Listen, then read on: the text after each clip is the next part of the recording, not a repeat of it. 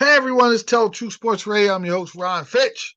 And this is the truth about the NBA Finals. Denver's up 3-1. I was hoping that somehow the Heat could win and go 7 and Denver wins in 7, like I said, but it's probably not going to happen.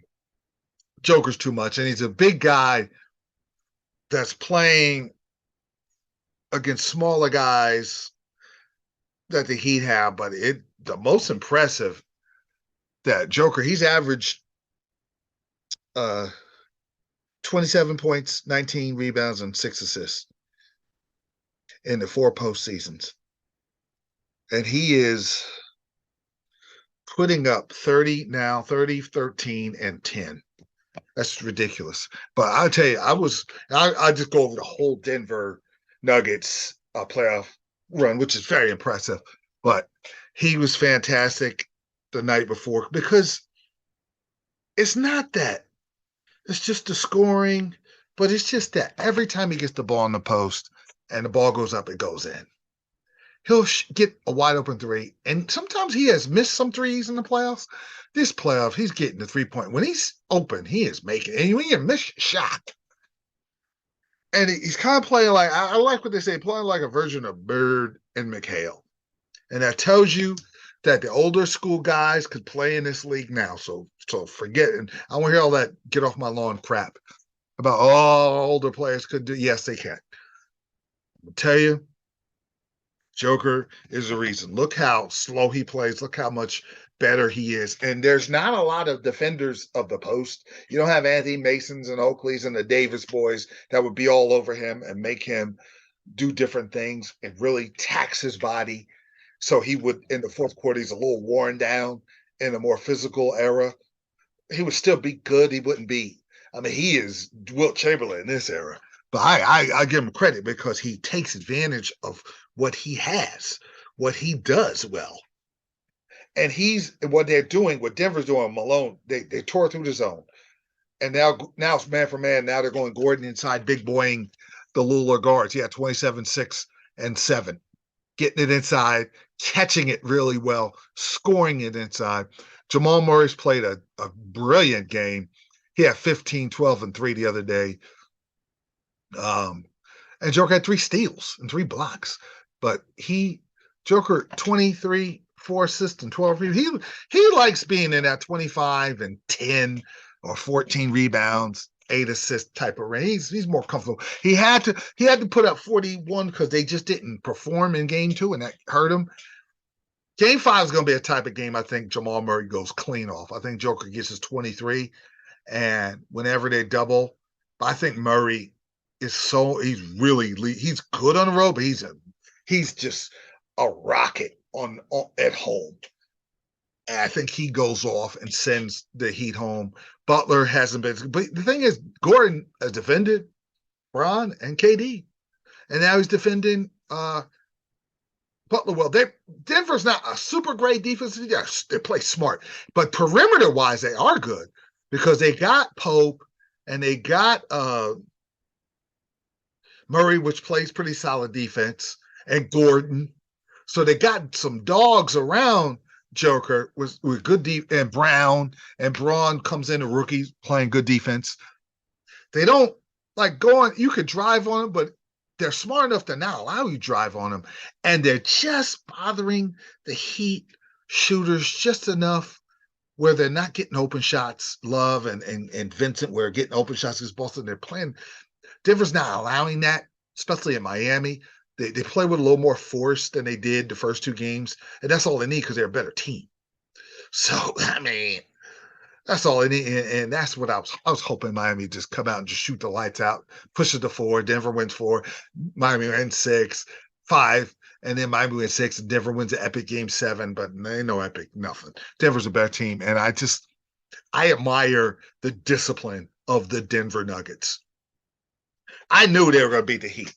That's why I felt like they were celebrating when they didn't play. Boston, if they could have played more smart, if they had Udoka, Boston probably would have won the championship. They had a rookie coach. If they had Udoka, I think they give, at the very least, they push in Denver because you have to go to Boston for 1 and 2, and that would have been just problematic. um, for Denver. But nevertheless, Heat took care of business, and Heat had a great run. So I just want to give praise to the Heat. Even if they lose in five, those little guys went as far as they could. Butler was great. Vincent was great. The undrafted players balled out. But Denver's just too much because they're disciplined. And they're playing bigger. They're bigger. They're not really that much better than the Heat, but they're bigger. And they're using their size, and they're doing what teams don't normally do, and they're doing it. I felt like the toughest matchup for Denver was Phoenix. I knew they were going to beat the Lakers. I didn't think the Lakers had enough to beat Denver because LeBron's older. But in my heart, I felt like Phoenix was going to win the championship. They're going to beat the Milwaukee Bucks. The Bucks really underachieved. I was surprised how bad Denver. This was impressive. The most impressive feat wasn't his finals. It was how bad they beat Phoenix. I know Phoenix just came together, but you had Katie and Booker, and they took those dudes to the woodshed. And Jokic and Murray and Brown and those dudes and Gordon did a good job on KD. And I just want to give them their credit. And I believe there's going to be a coronation tomorrow, but this will be their first championship. They're going to win in front of their crowd, their first championship ever. So it was like Dallas when Dirk Nowitzki was on that ridiculous run. Now they beat the Heat, which had Bron and Wade and Bosh, and Dirk Nowitzki. They stupidly fired him up by making fun of him having a cold. They were just ignorant that year, all of them. And they learned, and then Bron and Wade stopped with the goofy antics and really decided to play ball, and then they ended up winning the next two championships after that, and they decided to just play ball, which I would respect. But I didn't like how they acted, and Dallas reacted accordingly, and Miami could have won that, and Dallas whooped them badly, and Dirk went off. But Dirk had a playoff to remember, like what Joker's doing.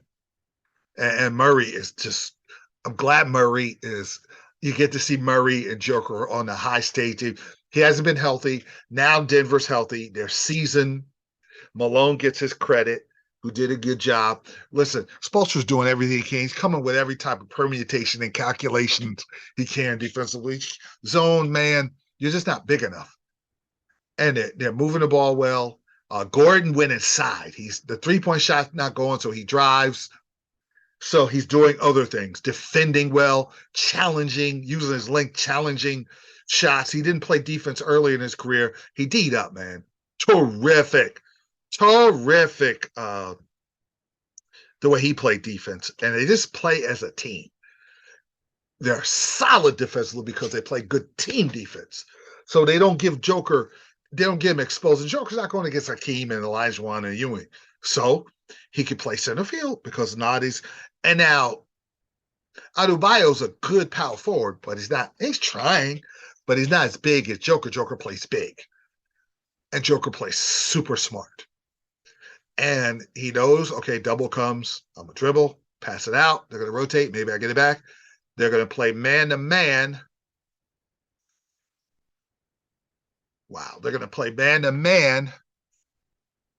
Okay, I'm going to take my time, dribble in because I'm not super fast, set my man up, use my size, throw the left hook, throw the right hook, go to the right shoulder, bank it off the glass, go down the middle with a little short jump shot, and that's going in every time. And people, with the lack of the big man playing really, like Embiid, it's just, he's a mental midget. I'm going to keep it real. And I want to address, before I get out of here, I want to address the Snarkie King, JJ Redick. He makes some good points, but he's easy to dislike on the air. Now, I agreed with him when him and Kendrick Perkins went at it. And he said, listen, let's don't judge it on race or anything. Let's judge it on the talent. And Joker deserved every MVP, and he should have got the MVP this year. I said that Embiid should have won it. I'm thinking about it now. That was stupid. Joker is clearly that much better. And I said, well, if the Sixers would have got to the finals, Joker probably would have gave it to him. Come on, man. The regular season is different from the playoffs. And until Embiid can lead his team to the finals and play like Joker, I can't put him on that kind of level. Now, like I said, JJ Redick is a snarky king because he's always got snide remarks. Even with Stephen A. Smith, very disrespectful, saying, "Well, I played, I get it," but then kind of trying to clown the guys on there. It's Stephen A. Smith's show. Like Stephen A. and Skip Bayless had a relationship where they would go back and forth, but there was a little respect. It's just a little. It's always disrespectful, snarky. If he makes good points, okay, he made a good point, but then he trashes the older school guys. And look at Joker. Joker's an older school guy playing well in the NBA. He's saying older school guys couldn't do it. That's why Cousy and Dominique Wilkins and the guys, when he talked about Bird, that's why they were just like trashing him because he was an okay player in the NBA. He could shoot it sometimes, wasn't a great defender, but he just he figures snarky is his brand, but that's going to turn eventually. That little bit of toxic is going to turn the public off. You could have an opinion and go back and forth, but you got to be likable on the air. You could act like you're knowledgeable, but when you're snarky over and over and over, and he is the snarky king. No one does that better than him. And that's going to eventually grade on his audience.